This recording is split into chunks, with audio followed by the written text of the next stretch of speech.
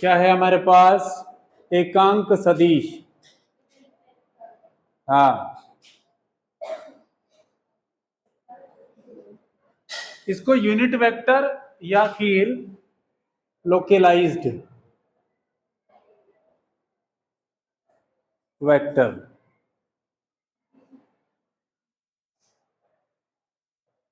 वह सदिश जिसका परिमाण एकांक होता है, जिसका परिमाण एकांक होता है,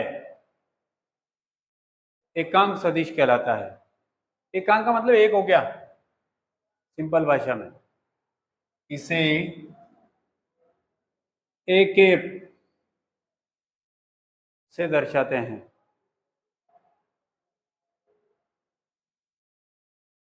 एक कैप, टोपी से दर्शाते हैं।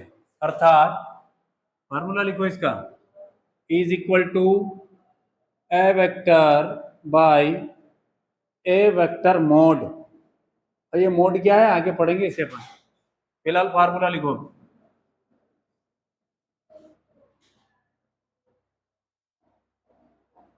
हमारे पास नीचे की लाइन से एक 3 डायमेंशनल यहाँ पर ये बना रहे अपन, देखें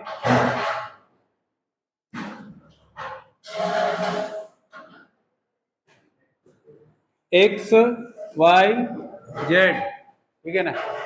अरे बैठ जाए यार, कुर्सी कहाँ ले जाएगा। एक स्टूल को कितनी बार उठाएगा और पटकेगा। एक ही तो स्टूल पे बैठोगे ना, और कहाँ है, एक और कहाँ है, बस बहुत है फिर तो ये ओरिजिन। अब देखना यहाँ पर 3 वेक्टर और को शो कर रहे हैं अपन। ये हमारे पास आई केप, दूसरा जे केप, और ये के केप। ये क्या है? अक्षों के अनुदिश।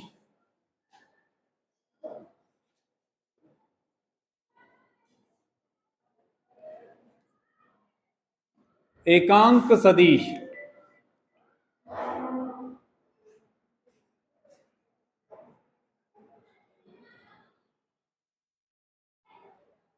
अक्षों के अनुदिश एकांक सदिश। डायग्राम हो गया। अगला क्वेश्चन लिखें आप, सदिशों के योग के नियम समझाइए। सदिशों के योग के नियम समझाइए। Law of sum of vectors.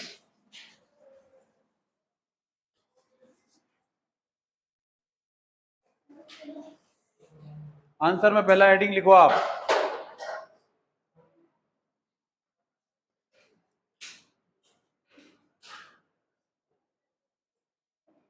सदिशों के योग का त्रिभुज नियम।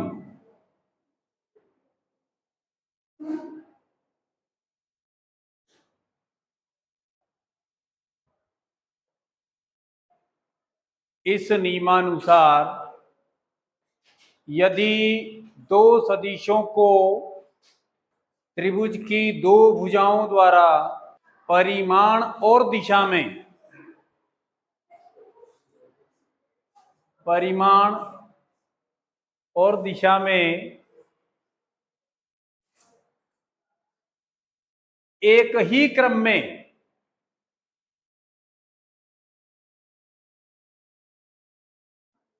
प्रदर्शित किया जाता है तो उनका परिणामी उस त्रिभुज की तीसरी भुजा द्वारा विपरीत क्रम में, विपरीत क्रम में दर्शाया जाएगा। विपरीत क्रम में दर्शाया जाएगा।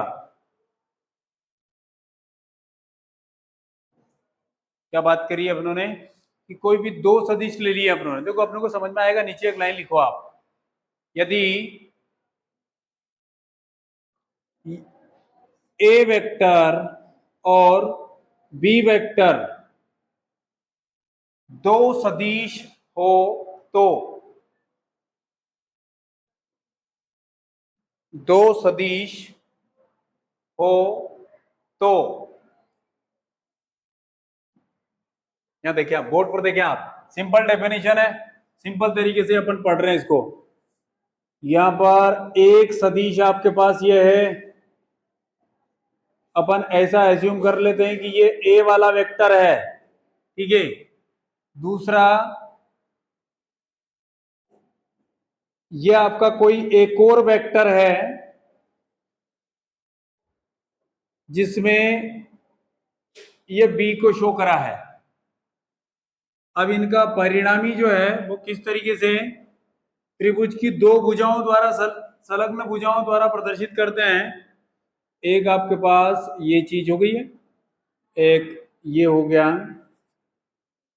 तो इनका परिणामी इस तरीके से तीसरी भुजा द्वारा, इसको नॉमिनेट करें तो ओ पी क्यू, ये कौन सा वेक्टर है आपके पास, ए वेक्टर, तो ये कौन सा हो जाएगा, बी वेक्टर, तो O2P P2Q, तो Q से O होना चाहिए, पर विपरीत क्रम लिखा आपने, मतलब O2Q रहेगा, ये आपके पास R वेक्टर रिजल्ट, और ये रहेगा A vector plus B vector.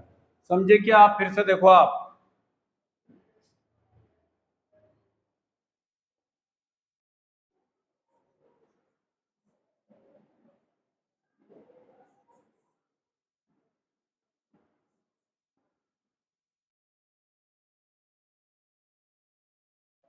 यदि दो सदिशों को त्रिभुज की दो संलग्न भुजाओं द्वारा एक ही क्रम में प्रदर्शित किया जाता है तो उनका परिणामी उस त्रिभुज की तीसरी भुजा द्वारा, देखें आप, विपरीत क्रम है, O2P P2Q, तो Q से O होना चाहिए ना, पर कैसे डायरेक्शन लगा रखी है आपने, O2,